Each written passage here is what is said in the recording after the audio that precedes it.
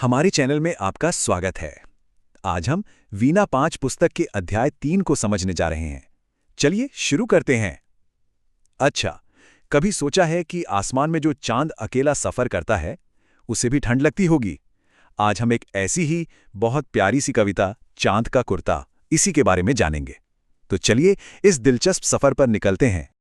तो रामधारी सिंह दिनकर जी की इस खूबसूरत कविता की शुरुआत होती है इसी एक लाइन से। कहानी एक नन्हे चांद की एक बड़ी ही मासूम सी जिद से शुरू होती है। जानते हैं वो एक ठंडी रात में अपनी माँ से क्या कहता है? देखिए, चांद अपनी बात पर एकदम अड़ा हुआ है और वजह भी साफ है, क्योंकि सर्दियां बहुत बहुत ही ज्यादा कठोर हैं।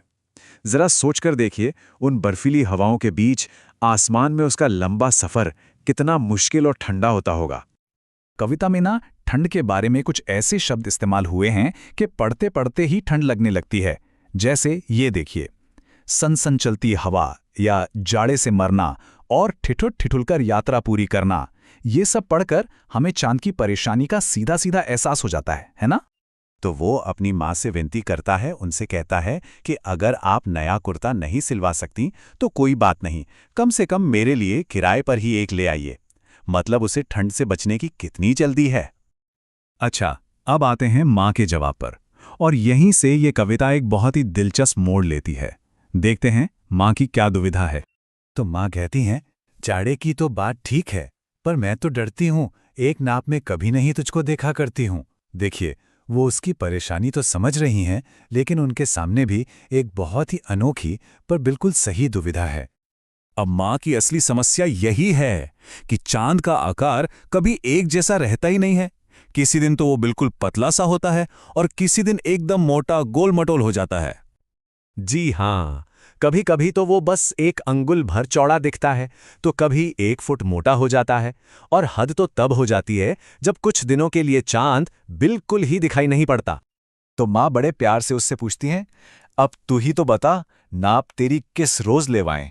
मतलब तुम ही बताओ कि तुम्हारा नाप किस दिन लें, ताकि एक ऐसा कुर्ता बन सके जो तुम्हें हर रोज हर हाल में ठीक आए।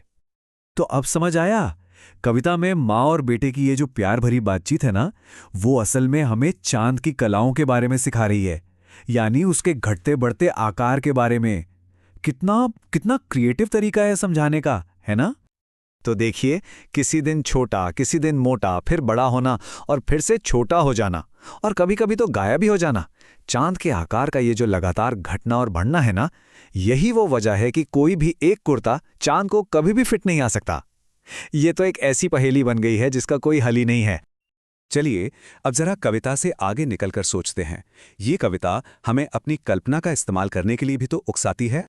जैसे ये शब्द देखिए, ऊन का मोटा झिंगोला, सन चलती हवा, जाड़े से मरना, ये सारे वाक्यांश कड़ाके की ठंड की भावना को कितने अच्छे से सामने लाते हैं। हर शब्द में ठंड छुपी हुई है। अब ये सवाल बड़ा मजेदार है। जरा सोचिए, अगर गर्मी होती या बारिश का मौसम होता तो चांद अपनी माँ से क्या मांगता? गर्मी की तपिश से बचने के लिए या बारिश से खुद को बचाने के लिए वो क्या कहता? और अब एक आखिरी सवाल जो इस कविता के पूरे मजे की जड़ है। अगर चांद का आकार कभी बदलता ही नहीं, मतलब हमेशा एक जैसा ही रहता, तो क्या ये कविता इतनी मजेदार होती? शायद नहीं। देखने के लिए धन्यवाद। हमारे चैनल को लाइक, शेयर और सब्सक्राइब करना ना भूलें।